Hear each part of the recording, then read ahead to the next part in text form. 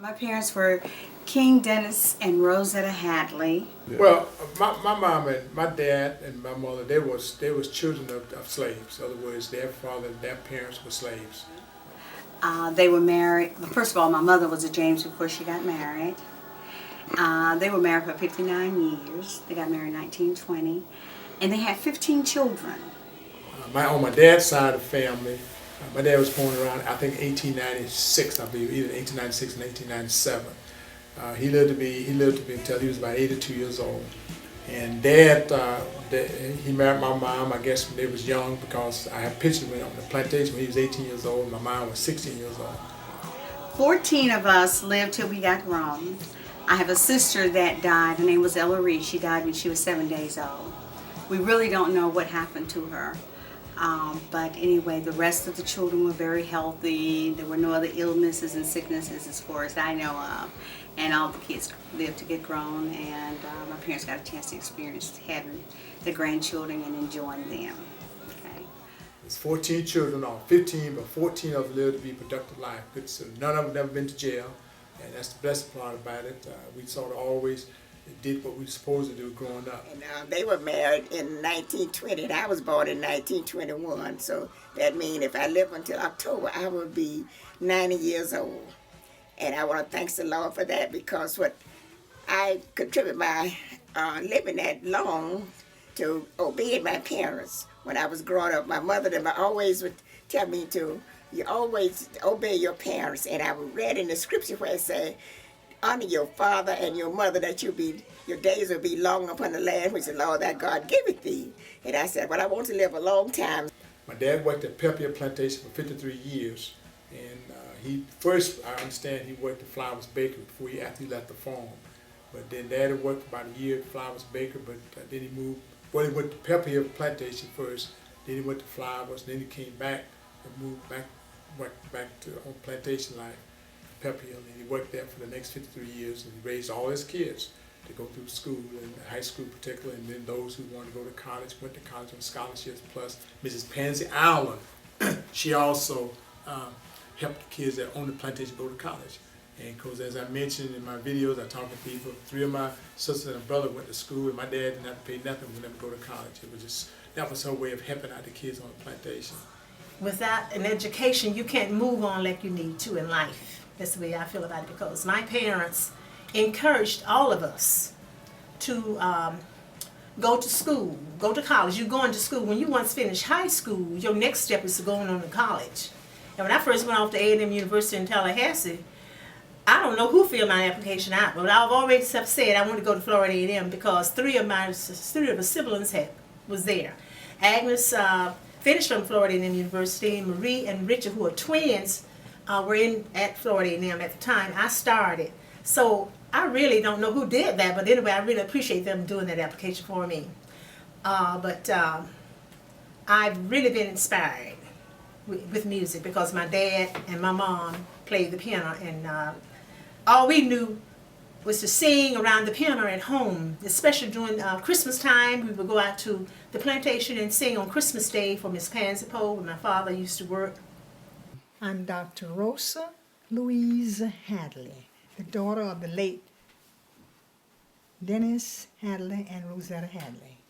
I'm 80 years old. Yeah, we grew up doing that. We always look forward to Christmas, going to the Christmas program on Christmas Day. And we always sang spiritual songs in the house.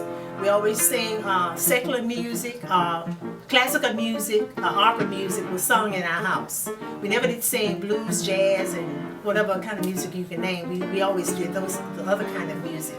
So this is all I know.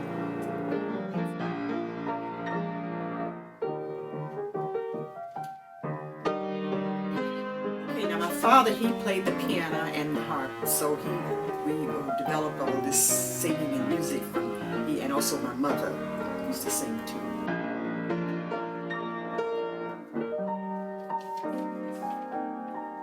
I think that one of the things that was taught, and if I'm answering your question correctly, I think that one of the things that ran through that family was a very strong sense of pride.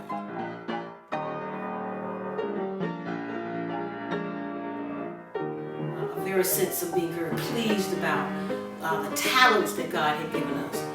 We were endowed with so many different talents in our family. The talents of being able to have the vocation of cosmetology, which my grandmother on my dad's side of the family graduated from the school that my grandmother on my mom's side of the family had. We had a very sense of religious pride, spiritual awareness, astuteness about what God's word meant and what it should mean in our lives, and that nothing is more important than education, because education is going to free you. It's going to free you, free your mind to accomplish anything that you want to accomplish. You just got to be focused and committed to saying that I am somebody of worth, I am somebody of importance, I will and I do make a difference in the world.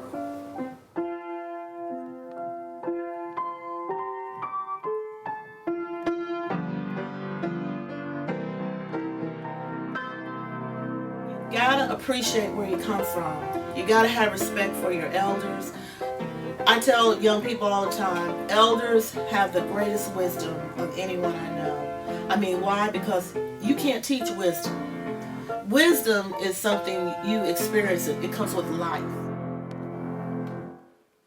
Mothers that always would tell us, respect old people, because you never know who you're going to need when you grow up. Because then I found that out after I got grown, that I try to respect everybody and try to be nice to these nurses and all that. By doing that, then they're nice to me. My family has always been a musical type family, musician, and I think because of the slave master's son, who was my grandfather, Richard Hadley, who was a mulatto. His dad was Simon Hadley Sr., the slave master. Well, Simon did not allow Richard to go outside to work in the fields. What Richard did was, my grandfather did, he had a home that he would call the slaves out of the field.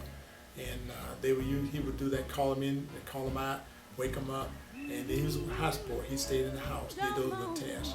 But as far as working in the field, he didn't do that. So he watched how things were moving about, I'm assuming, with his birthright father, the slave master.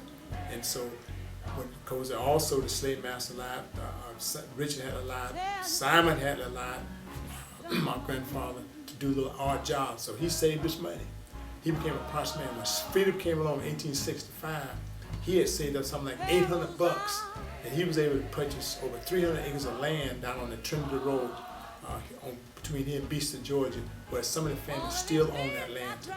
Welcome to the Jack Adams Museum here in Thomasville, Georgia. We're located in southwest Georgia, approximately 35 miles north of Tallahassee, Florida, and 6 miles east of Albany, Georgia, and 40 miles west of Valdosta, Georgia. So we're right in the neck of the woods here, but you come on back to Thomasville and enjoy your life here. See some stuff you don't see too often around the country.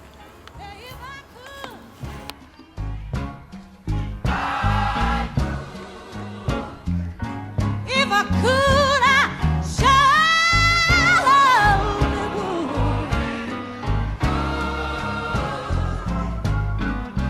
I'd stand right up on the rock. Yes, I would. I'd stand right where Moses stood. Yes, I would. Pharaoh's army.